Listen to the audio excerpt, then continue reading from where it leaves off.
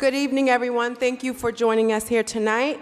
As our annual tradition per our Hartford City Charter, every year on the first council meeting of March, our Mayor Luke Bronin comes and presents the State of the City. So this is his third State of the City. So we are happy to have him and look forward to hearing his remarks. Mayor Bronin, you have the floor.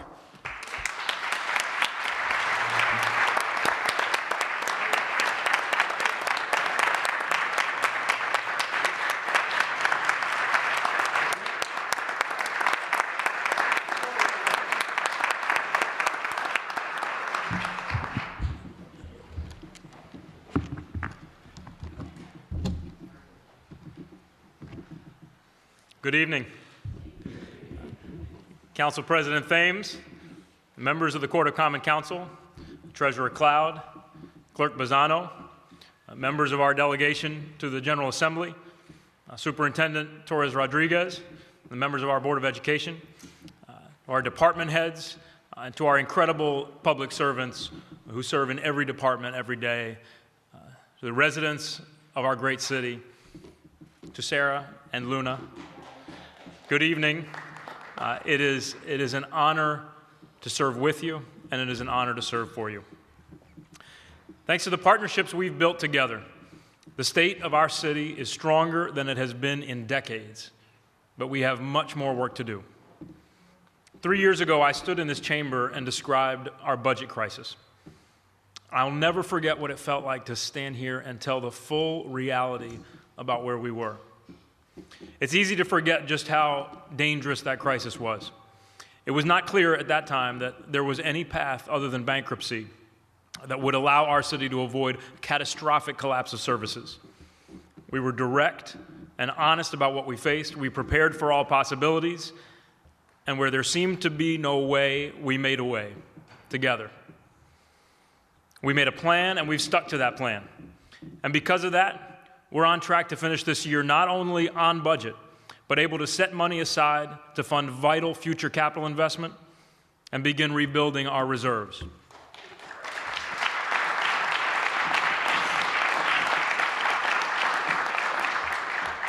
And while we got our house in order, we kept key promises like rebuilding our police and fire departments.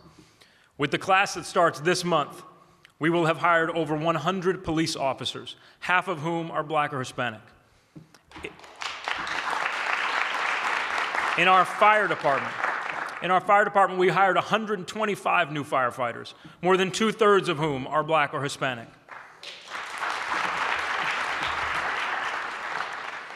So here's the simple story of our last 3 years. We inherited an insolvent city. For the first time in decades, we did not raise taxes.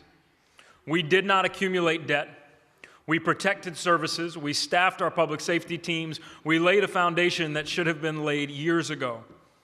And as we said we would, we have begun moving from stability to strength.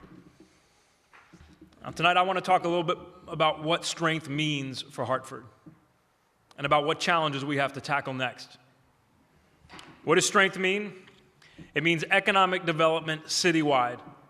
It means a renewed focus on quality of life issues that matter in every neighborhood. And it means tackling persistent, complicated challenges like youth homelessness, youth violence, and chronic absenteeism with the same directness and boldness that we brought to our fiscal crisis. Let's start with economic development. Today, we're seeing interest from investors who not too long ago would never have invested in Hartford. We can't be a successful city without a vibrant core. And we should all cheer the renovation of empty buildings like the ones on Pearl and Trumbull, or the development of long vacant lots like the ones at Park and Main, which this council will vote on tonight.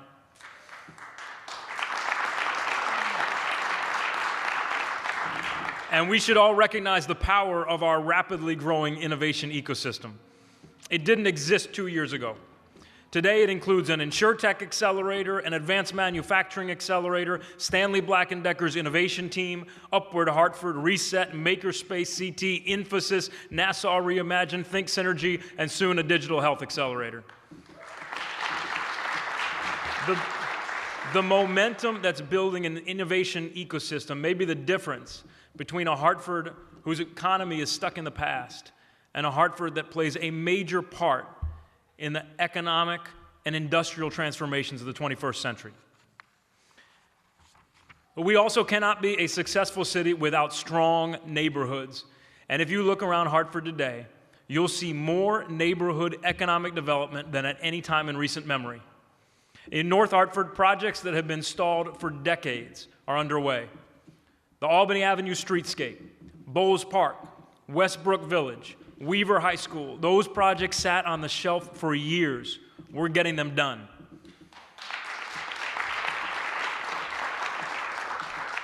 And we're reinforcing those efforts with more. The renovation of Martin Luther King School, a historic housing rehab at Albany and Vine, turning the blighted substation lot on Albany and Magnolia into a community park, and renovating the former Quirk Middle School as a community asset. The Swift Factory renovation is underway at Five Corners and will create jobs in the heart of the 06120, and planning is underway for a streetscape project on North Main. In Frog Hollow and Parkville, Capitol Avenue is now home to ice cream shops and coffee shops. The site of the Lyric Theater will soon be a new library branch. The Parkville Market will feature dozens of local food vendors, and planning is underway to launch an ambitious transit-oriented development on Bartholomew Avenue. By Pope Park, Mutual Housing is turning vacant, blighted land into quality, affordable housing. And in the Sheldon Charter Oak neighborhood, the final phase of the Colt Armory complex is underway. Dillon Stadium will soon host both community sports leagues and professional soccer, not to mention the annual Turkey Day game. And a new Boys and Girls Club will rise behind Burr School. Taken together, that's the model of community development, benefiting an entire community. We partnered together with Treasurer Cloud to finally make use of the Parks Trust Fund and invest in our beautiful parks, from a new ballpark in Pope to fields in Colt, pond dredging and irrigation system in Goodwin, playgrounds in Bushnell, Pope, Rocky Ridge, Keeney, and more. Anyone who says that neighborhood economic development hasn't been a priority isn't paying attention or isn't telling the truth. There will always be those who see advantage in division. But in a city our size, we can't afford to be divided. We're one Hartford. We need to celebrate progress wherever it happens, and then we need to keep working together for more.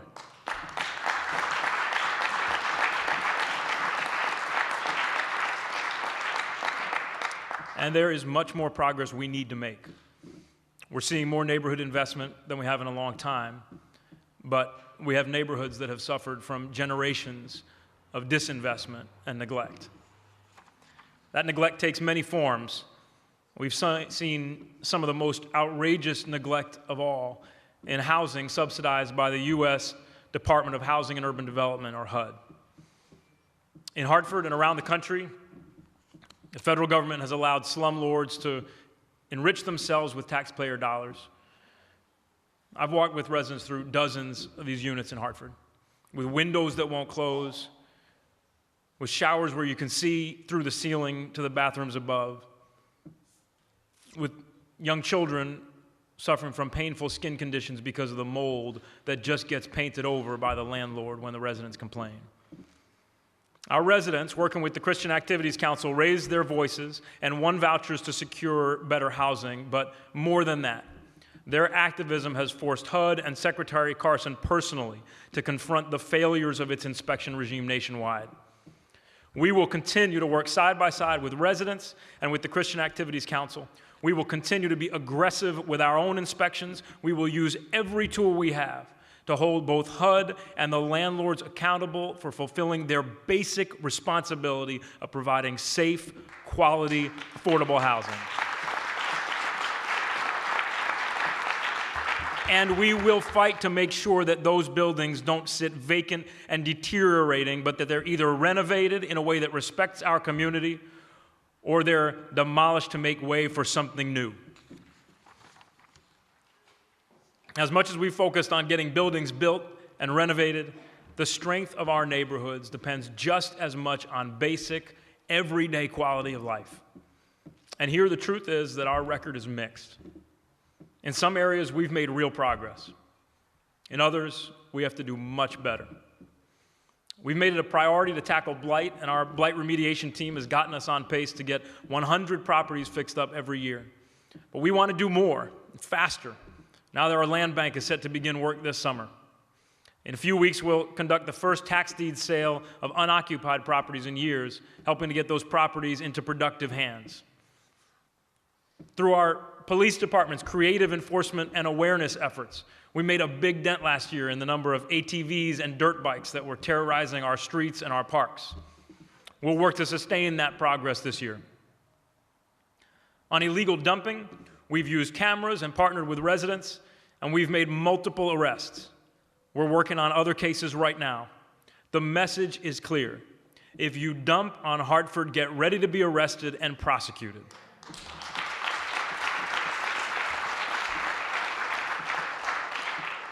And on snow plowing, I don't know about you, but I think our DPW team has done an outstanding job. They've plowed curb to curb. They've cleared quickly. It wasn't that long ago that Hartford was constantly, year after year, the butt of jokes about our inability to clear snow. Winter may not be over yet, so I'll knock on wood, but I'm proud of what our team has done.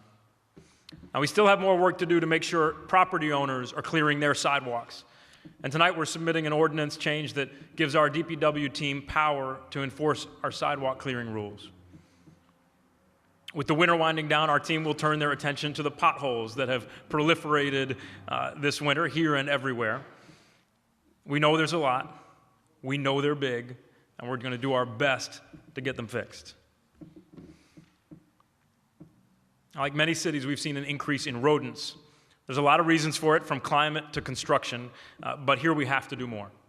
So this spring, we'll be launching a public awareness and action campaign. And we're hiring additional rodent inspectors now so that we can be ready when the warm weather comes. There are two other areas where we're falling short. Now, these aren't new problems, but that really doesn't matter. We need to make more progress. The first is bulky waste. Bulky waste has been a problem for a long time. Since Sarah and I moved to Hartford 13 years ago, it never seemed to get better. Last summer, we decided to try something new. And we can't be afraid to experiment and try new things in government. But we also can't be afraid to say when an experiment doesn't work, and ours didn't. We didn't communicate it well, it caused confusion, and I take responsibility for that. But we changed course, and right now we're picking up bulky waste wherever we see it.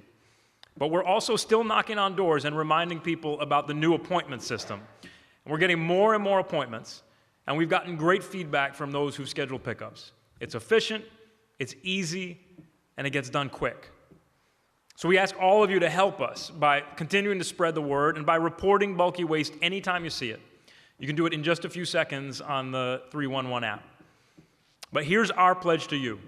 When you report bulky waste, we will get it removed within 3 business days.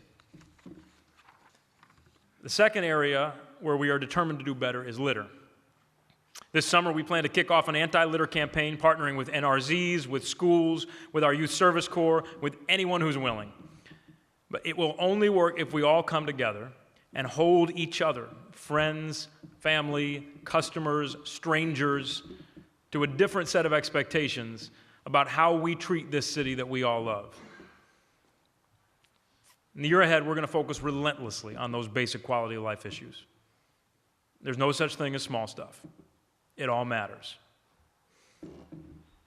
Now, moving our city toward true strength means making sure that we're creating paths to opportunity, caring for one another in times of greatest need, and most of all, working to help the young people in our community build the lives they want to live.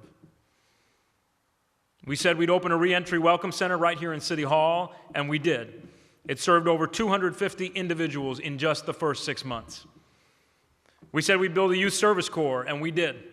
Now in its 3rd year, the Youth Service Corps has created part-time, year-round job opportunities with coaching and mentoring for nearly 600 young people in Hartford.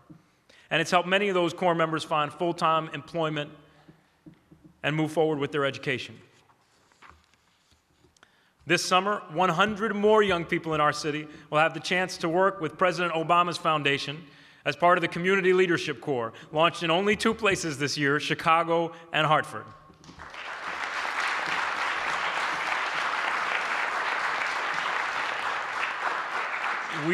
We have many dedicated and engaged young people in our city, and if that describes you, apply. The Obama Foundation's Community Leadership Corps will help you build the tools to make a big impact here in Hartford and beyond. Now, all of those initiatives are important, and we've done more, like partnering with UTC CEO Greg Hayes and his wife Renata to provide free meals to students over the winter break, or partnering with CT Transit to have a pop-up warming bus on those coldest nights in January. But tonight I want to talk with you about 3 areas where we're already working quietly but intensely, and where we are determined to do more: youth homelessness, youth violence, and chronic absenteeism. These are hard problems. These are hard problems, but we don't shy away from hard problems. Over the past few years, we've made progress as a city and as a region in combating chronic homelessness generally. The Coordinated Access Network with Journey Home at its center has made a difference, reducing chronic homelessness by almost 70% in our region since 2015. As a city, we've worked in creative ways to help. We prioritized Hartford's housing vouchers for chronically homeless individuals and families, something that had never been done before. And because of that initiative alone, we have helped to house nearly 200 individuals and families. We'll continue our effort to combat homelessness across the board, but our most intense effort this year is on combating youth homelessness. In this city, in one of the most affluent regions in the entire world, hundreds of children go to our schools every day, uncertain about where they're going to spend that night. Late last year, I was proud to kick off a comprehensive campaign to combat youth homelessness with the Greater Hartford Youth Engagement Team Initiative, or YETI.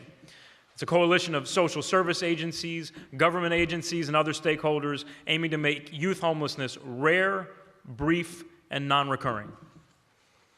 The YETI was awarded $1.5 million to create a youth homelessness demonstration program. And today that program is giving homeless youth and young adults crisis housing, navigation services, transportation, rapid rehousing assistance, thanks to organizations, again, like Journey Home, The Connection, the Salvation Army, the Community Renewal Team, and many more.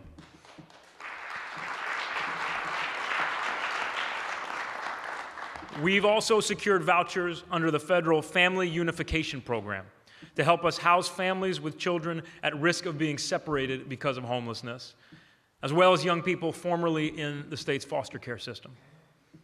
We were awarded 83 of those vouchers, one of the largest allocations nationwide, more vouchers than cities like New York and Pittsburgh. We're going to put those to use for our young people. And in April, when our Coordinated Access Network launches a regional 100-day challenge to reduce youth homelessness, we want Hartford to lead the way. When a young person is homeless, we too often don't hear about it. When a young person is shot, we do. But our city, not just city government, but our community as a whole, has not always responded the way we need to. And the most awful verification of that fact is this: one of the best predictors of whether a young person will shoot someone or be shot is whether they've been shot before. On May 26th last year, I got a call that an 11-year-old boy had been shot in the arm at 1 o'clock in the morning. He was taken to the hospital. He was treated and released because, thank God, his injuries were not life-threatening. Later that day, I went to visit him at his apartment. As I was waiting outside, I saw a little boy, not much older than my oldest daughter, walking up the street alone with an arm with a cast on his arm.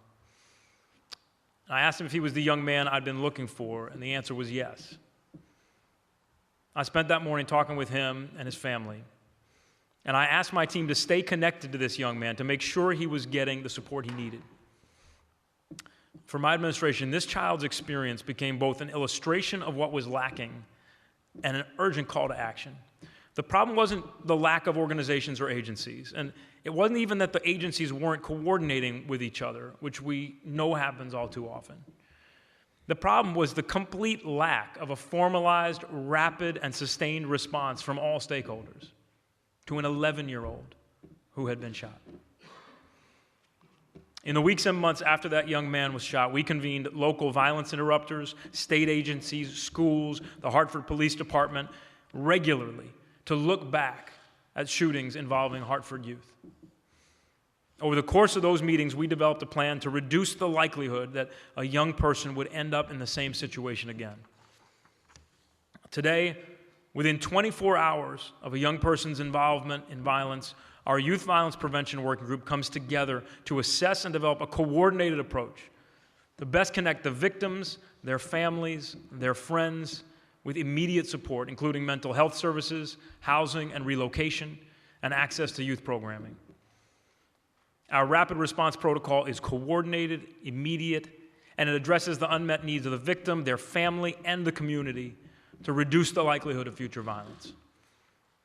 In order to facilitate this response system, we hired a full-time juvenile specialist in the police department. We will continue to do more, like our extended hours program at recreation centers, support for the PAL program and Peace Builders, of course our Youth Service Corps, and last year our police took 395 guns off our streets. But the truth is that what probably makes the biggest difference is rapid intervention and sustained, coordinated support, individual by individual. And our goal should be simple, that when we know of a young person who has been a victim of violence, we make a promise to ourselves and to our community that that will not be a predictor of anything other than an immediate, community-wide, comprehensive, and sustained response.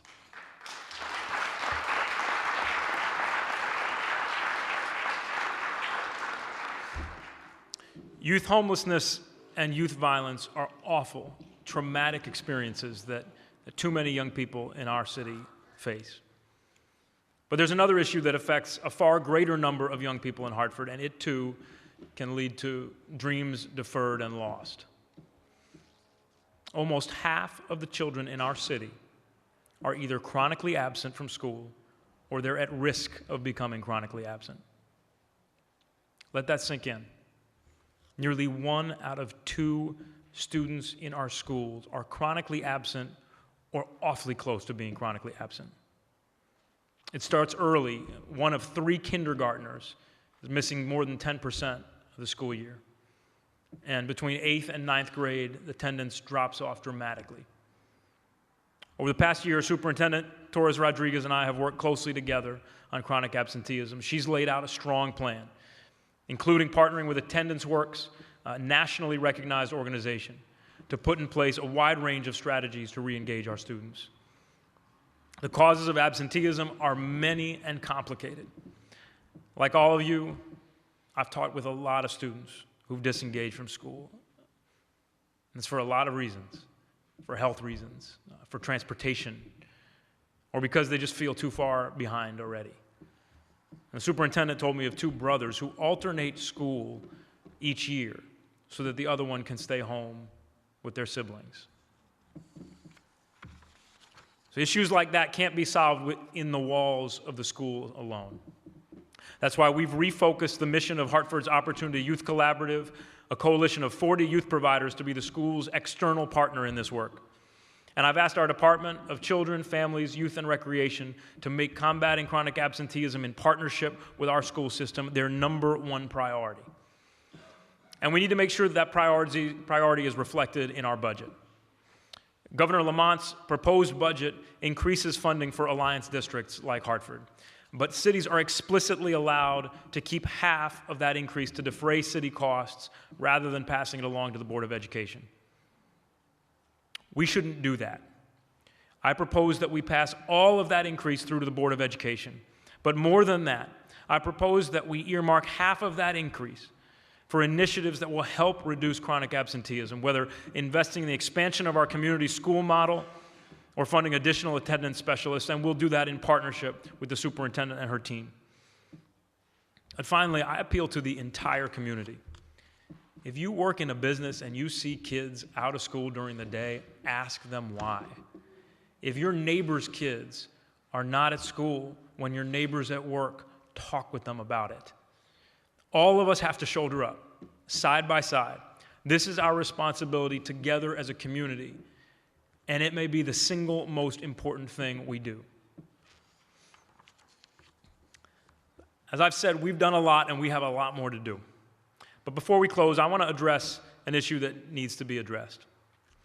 A few weeks ago, we received a memo from one of our police officers that described a deeply distressing and totally unacceptable work environment. That memo highlighted changes we need to make as a city when it comes to how we handle discrimination and harassment complaints, and we made some of those changes already and quickly. But our goal isn't and shouldn't be just to have a better process for responding to complaints. Our goal is to foster a culture that is free from harassment of any kind.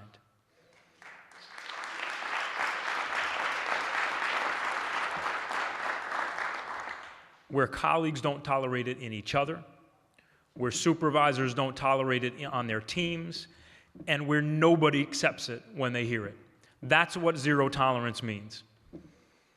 And one of the ways that we pursue a culture like that is building a team that's inclusive and diverse. And I'm proud of the fact that a majority of our department heads, our senior leadership team, are women of color who do outstanding work for this city.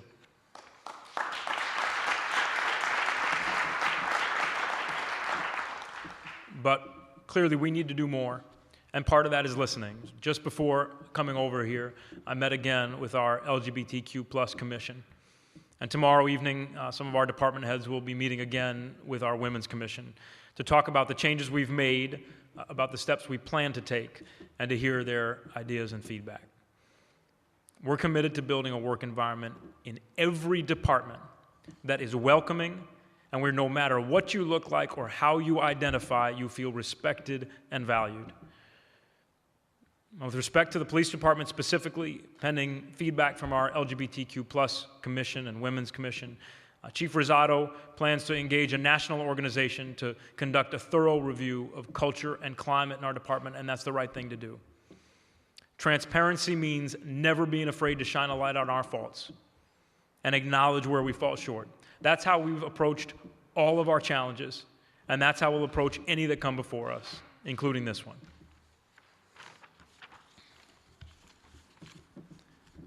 I said at the start that the state of our city is stronger than it has been in decades, but that we have much, much more work to do. Things worth doing are rarely easy. But tonight I want to close on one more thing that I think we all have to do as a city. And this one actually is a little bit easier. It's this. We need to be proud of our city, and we need to let the world know it. We